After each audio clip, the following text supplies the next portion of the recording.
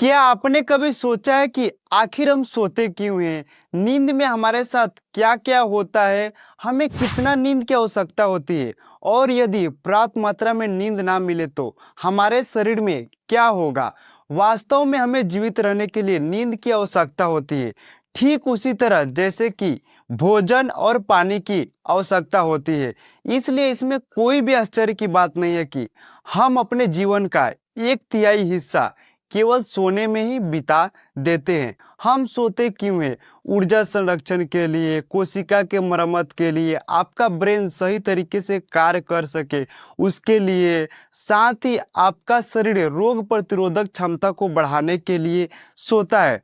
चलिए इन सभी के बारे में एक-एक करके और अच्छे तरीके से जानते हैं ताकि आपको समझने में आसानी हो। ऊर्जा संरक्षण के लिए हमें नींद की आवश्यकता होती है। सोने से हम अपने कुछ समय का हिस्सा कम चयापचय यानी कि मेटाबॉलिज्म पर काम कर पाते हैं और अपनी कैलोरी की जरूरत को कम कर पाते हैं। उदाहरण के तौर पर जब हम कोई काम करते हैं तो ऐसी स्थिति में लंबे समय तक काम करने के दौरान आपके शरीर क्या होता है कि ऊर्जा का बहुत अधिक इस्तेमाल होता है, जिसके कारण आपको क्या होता है कि थकान होने लगता है, आपको हरासमेंट फील होता है। लेकिन जब आप सोते हैं और सोकर उठते हैं तो ऐसी स्थिति में क्या होता है कि आप तरोताज़ा खुद को महसूस कर पाते हैं और कोई भी काम दोबारा फिर से कर पाते हैं।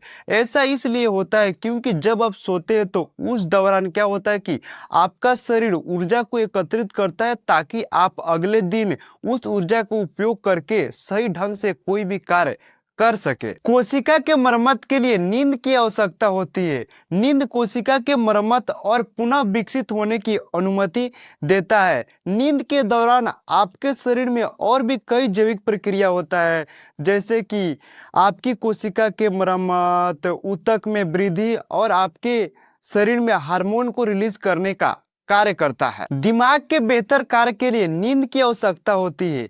विशेष रूप से नींद न्यूरॉन्स यानी तंत्रिका कोशिका को उत्पादन यानी कि दोबारा बनाने का कार्य करते हैं। जब हम सोते हैं तो ऐसी स्थिति में क्या होता है कि जो आपके ब्रेन के अंदर गंदगी रहता है उसको भी साफ करने का कार्य करता है। साथ ही जो आपके ब्रेन के अंदर निगेटिविटी होता है उसको आपके शरीर से बाहर निकालता है और आपके ब्रेन तरोताज़ा महसूस कर पाते हैं जब आप सुबह उठते हैं तो, और फिर आप कोई भी काम आसानी से कर पाते हैं। नींद अल्पकालीन यादों को दीर्घकालीन यादों में परिवर्तित करता है और अनावश्यक जानकारी को भुला देता है। हमारा दिमाग और भी कई कार्यों को मजबूत बनाता है, जैसे कि सीखने में, याद रखने में, एकाग्रता की शक्ति बढ़ाता है और आपको ब्रेन को पावरफुल बनाने का कार्य करता है। इसी तरह भावनात्मक स्वास्थ्य को बनाए रखने के लिए नींद की आवश्यकता होती है।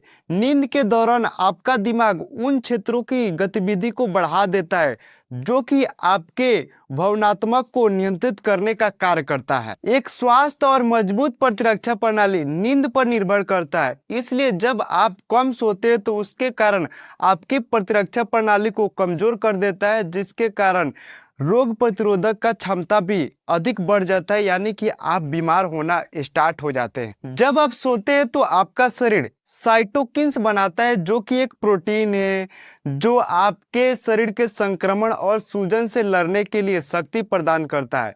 यह एक एंटीबॉडीज और कोशिका को भी बनाने का महत्वपूर्ण भूमिका निभाता है जो कि आपके शरीर के हानिकारक कीटाणुओं को मारता है।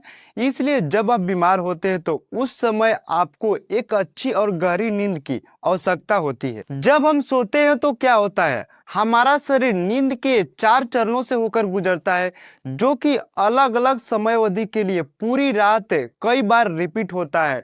यह मुख्य 2 प्रकार में विभाजित होता है। नॉन रैपिड आई मूवमेंट, इसमें 3 आपके चरण आते हैं। रैपिड आई मूवमेंट ये चौथे चरण को दर्शाता है। चरण 1 यह नींद का सबसे शुरुआती और हल्का चरण होता है। इसमें शरीर की मांसपेशियां और मस्तिष्क की गति धीमी हो जाती है। ये चरण केवल कुछ मिनट तक ही रहता है। दूसरा चरण, इसमें हल्की गहरी नींद शामिल होती है, जो कि आपके हृदय की गति और श्वास धीमी हो जाती है, साथ ही आपका शरीर का टेम्परेचर गिरने लगता है। यह चरण लगभग 20 से 30 मिनट तक कंटिन्यू रहता है। तीसरा चरण, इसे स्लो वेव स्लीप भी कहा जाता है। इसमें आपकी शरीर की मांसपेशियां पूरी तरीके से रिलैक्स हो जाती है। साथ ही क्या होता है कि जो आपका शरीर है वो ऊतक और ऊर्जा का पुनः निर्माण करने का कार्य करने लगता है। यह समय अवधि लगभग 30 से 40 मिनट तक कंटिन्यू रहता है। चौथा चरण, इसे सपनों का भी नींद कहा जाता है। इसमें आपकी मस्तिष्क अधिक सक्रिय हो जाता है, जिसके कारण आपको अधिक सपना आने के भी संभावना होता है। इसमें क्या होता है कि आपका आंख इधर से उधर तेजी से घूमता है, साथ ही आपका मस्तिष्क क्या होता है कि नए चीज़ों को जानकारी प्राप्त करता है और आपके दिमाग को मजबूत करने का कार्य करता है। हमें कितना नींद की आवश्यकता होती है, यह उम्र के हिसाब से अलग अलग होता है। आप स्क्रीन पर देख सकते हैं और आप अपने उम्र के हिसाब से आप अपने सोने का भी अंदाज़ा लगा सकते हैं। और यदि आपको पर्याप्त मात्रा में नींद नहीं मिलेगा तो आपके शरीर में क्या होगा।